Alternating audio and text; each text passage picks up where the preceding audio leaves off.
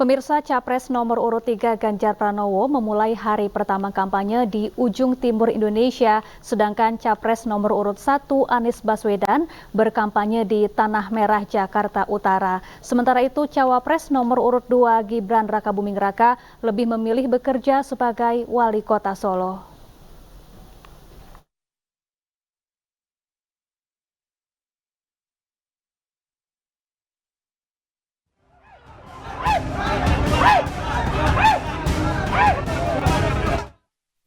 Kampanye pemilihan Presiden 2024 resmi dimulai hari ini. Calon Presiden nomor urut 3 memulai kampanyenya dari titik paling timur Indonesia, yaitu di kota Merauke, Papua Selatan. Kedatangan Ganjar Pranowo di Bandar Udara Mopah disambut warga dengan tarian Tibe khas suku Asmat. Selama di Merauke, Ganjar mengunjungi beberapa desa, diantaranya Desa Waninggap Nanggo, Distrik Semangga, Merauke, Papua Selatan. Dalam kunjungannya, Ganjar menyoroti hutang pemerintah pada rakyat untuk menyelesaikan akses jalan di Papua. Tak hanya itu, Ganjar juga berjanji akan menyelesaikan persoalan kesehatan di Papua.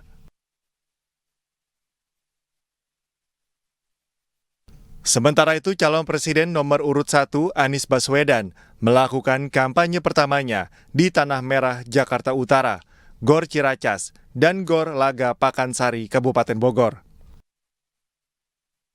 Dengan menggunakan sepeda motor dan ditemani sang istri, kedatangan Anies Baswedan disambut antusias oleh ratusan warga.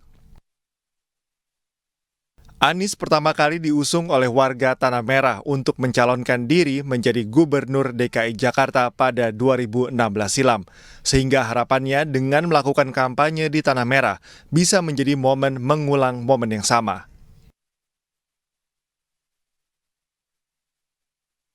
Berbeda dengan dua paslon lainnya, Cawapres nomor urut 2 Gibran Rakabuming Raka memilih bekerja di hari pertama kampanye. Tiba di Balai Kota Solo, Jawa Tengah, Gibran mengaku masih ingin fokus menyelesaikan sejumlah pekerjaan. Gibran juga mengaku belum mengajukan cuti kampanye. Sementara itu, Gibran enggan membeberkan jadwal dan lokasi kampanye pertamanya. Ya, apakah strategi kampanye ketiga Capres-Cawapres mampu menggait suara rakyat? Untuk membahasnya sudah bergabung bersama kami, ada pengamat politik, ada Bang Pangi Syarwi Caniago. Selamat sore Bang Pangi, apa kabar?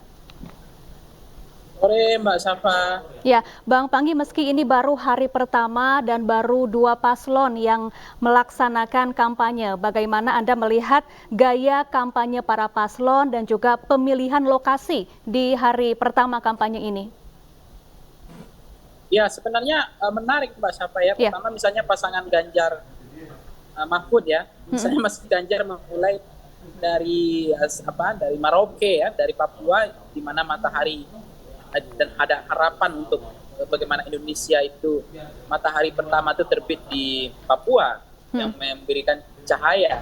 Kemudian juga Mahfud MD misalnya berkampanye di Aceh gitu. Jadi merepresentasikan dari Sabang sampai Merauke. Jadi ini menarik sebetulnya simbol gimmick seperti ini menarik karena bagaimana memulai kampanye dari Sabang sampai Merauke. Nanti kan pelan-pelan akan menuju ke tengah ya, makin ke tengah, makin ke tengah.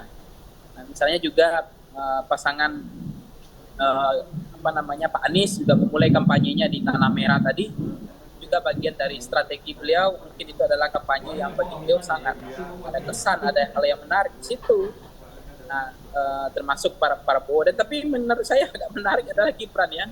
Di hari pertama kampanye beliau justru berkampanye di kantor wali kota. Jadi belum ada gebrakan, belum melakukan apapun, ya artinya starting point-nya hampir belum dilakukan di hari H.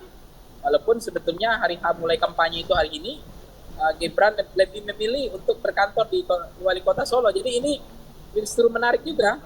Beliau tidak meminta cuti dan dia tidak berkampanye. Beliau hanya memilih untuk datang ke kantor wali kota untuk mengerjakan tugas seperti biasa gitu.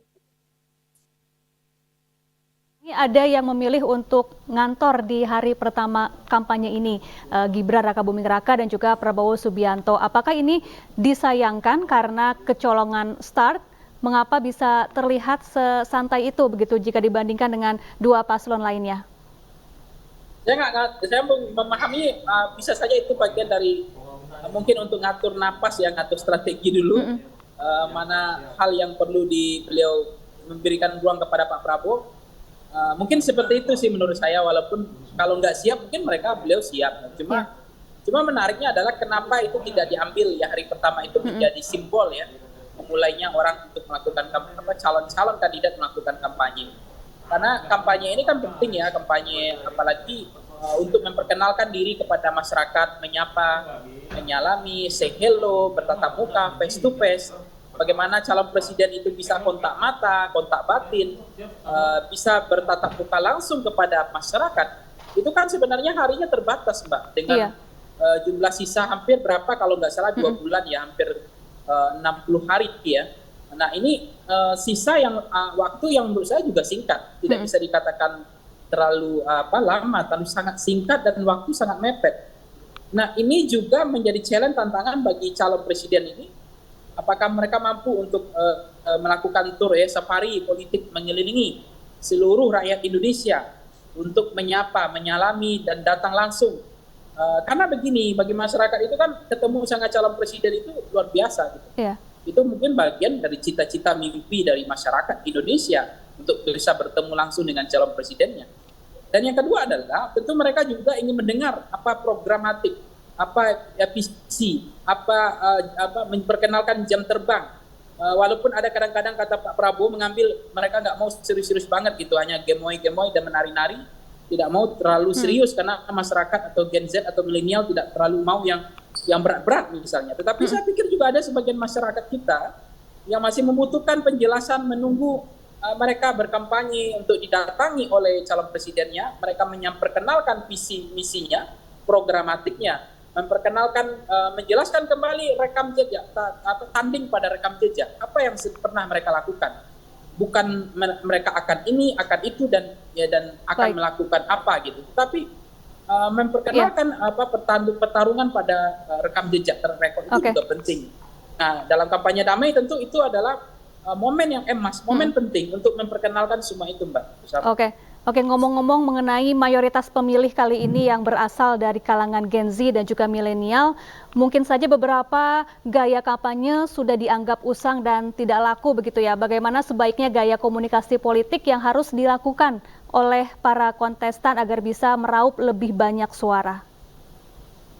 Ya, gaya komunikasi politik tentu masing-masing klaster tadi beda-beda, Mbak Sapa. Baik generasi Gen Z, generasi milenial, generasi baby boomers, generasi X misalnya, itu pendekatan berbeda-beda. Memang tidak bisa dipukul rata. Apalagi saya pikir memang di Indonesia hari ini ada angin segar bahwa pertarungan pada pemilih rasional kita, tren angkanya makin baik dan makin segar. Itu angkanya 68% yang mereka memilih karena pertimbangan visi misi, program, kinerja, rekam jejak, pengalaman dari calon presiden itu sendiri. Meskipun ada juga angka 27% pemilih berdasarkan psikologis, memilih karena pertimbangan good looking, ganteng, jenis kelamin, soal pemimpin yang tegas, yang berani, karakter pemimpin yang dekat dengan rakyat, yang perhatian sama rakyat. Yang terakhir adalah pemilih sosiologis yang memilih karena pertimbangan agama sama, kemudian asal-usulnya sama, etnis yang sama, dan pertimbangan yang lain. Tetapi di dalam pendekatan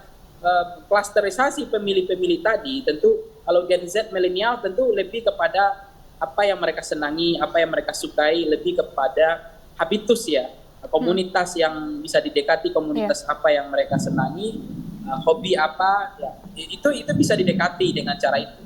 Tetapi lagi-lagi pada gen baby boomers atau Gen X itu pendekatannya tidak bisa hanya sekedar hobi ya, atau hanya soal goyang-goyang gitu, atau soal gemoy-gemoy, atau soal gimmick-gimmick ya. Tentu nggak akan sama dengan Gen Z milenial. Mereka justru ingin yang bagaimana hari-hari mereka bisa diatasi persoalan yang mereka hadapi.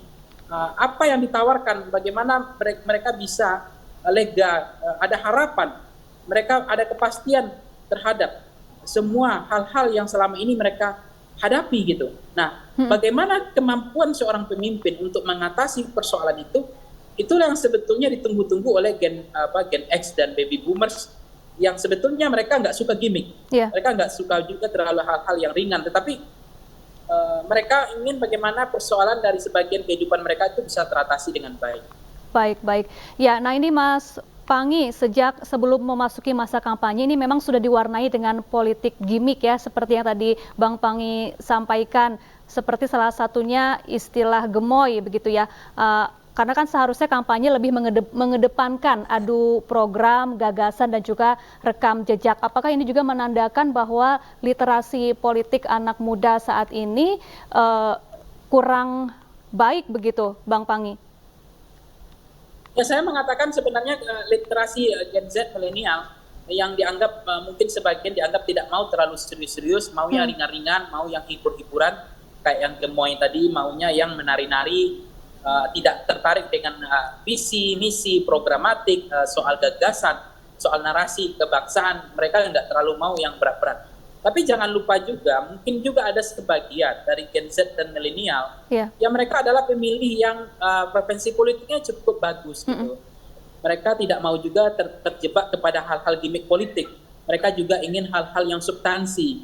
Mereka ingin juga melihat apa sih rekam jejaknya calon presiden dan wakil presiden ini, track recordnya seperti apa. Mereka juga ingin tahu bagaimana visi misi program, bagaimana ideologi mereka, bagaimana visi kebangsaan mereka terhadap persoalan-persoalan kebangsaan hari ini yang ditawarkan dan bagaimana kemampuan untuk mengatasi masalah tersebut.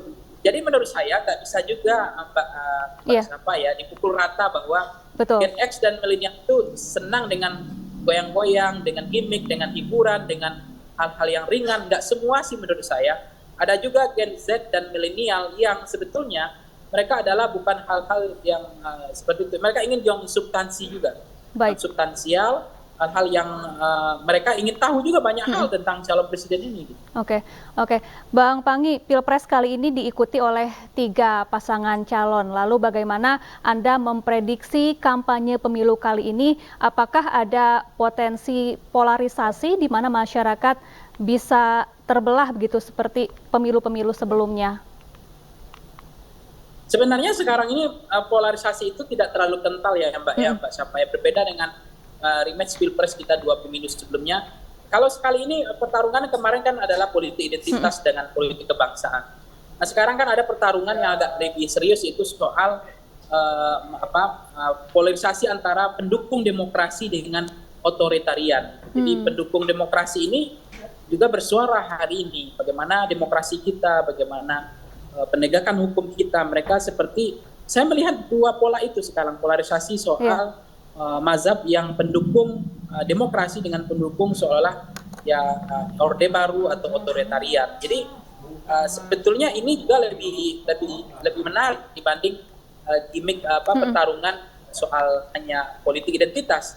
Ini juga akan membuat pertarungan ini kita akan melihat di mana sebetulnya sikap, bagaimana pembelaan mereka terhadap demokrasi, bagaimana pembelaan mereka terhadap penegakan hukum. Sebab selama ini ada kecenderungan perangkat-perangkat hukum, perangkat-perangkat demokrasi kita, fitur-fitur demokrasi kita, penyelenggara pemilu, kemudian yang lain itu ada potensi melakukan sesuatu yang bermasalah, abuse of power dan seterusnya.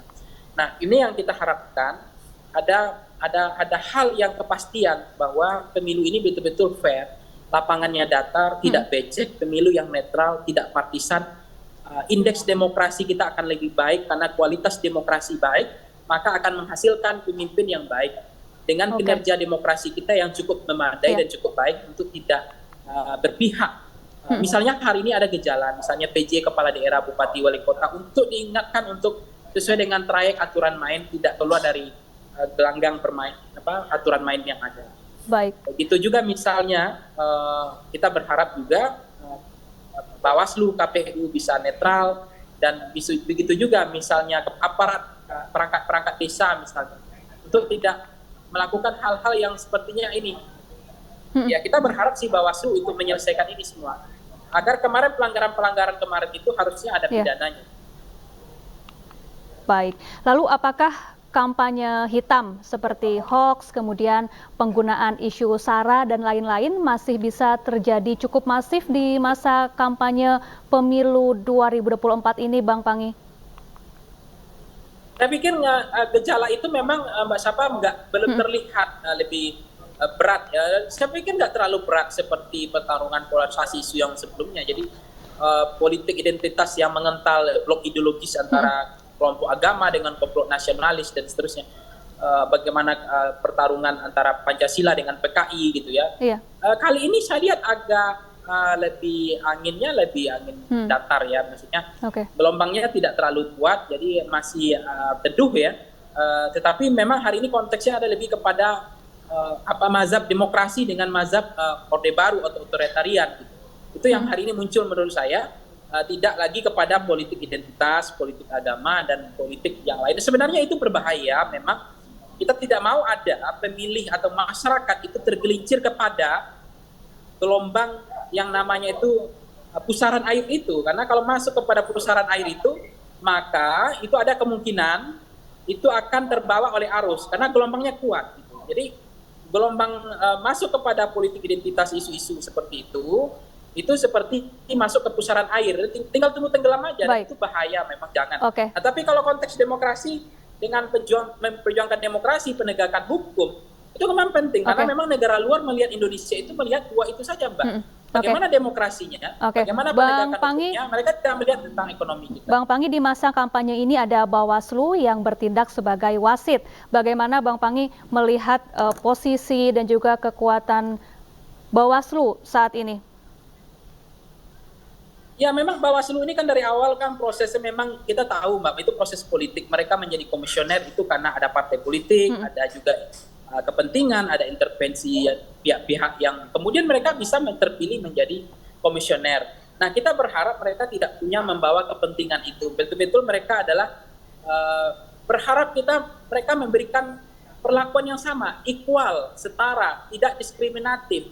Siapapun yang melakukan pelanggaran, mereka kan sudah punya aturan undang-undang yang lebih kuat, bisa mengeluarkan orang dari gelanggang pertarungan, mengeluarkan orang dari gelanggang lapangan, Mbak. Mereka punya peluit untuk mengeluarkan orang, untuk keluar dari lapangan pertandingan gitu. Jadi kewenangan yang diberikan Bawaslu menurut saya ini betul-betul harusnya maksimal dipakai, digunakan agar memang pemilu kita itu tertib, tidak disorder.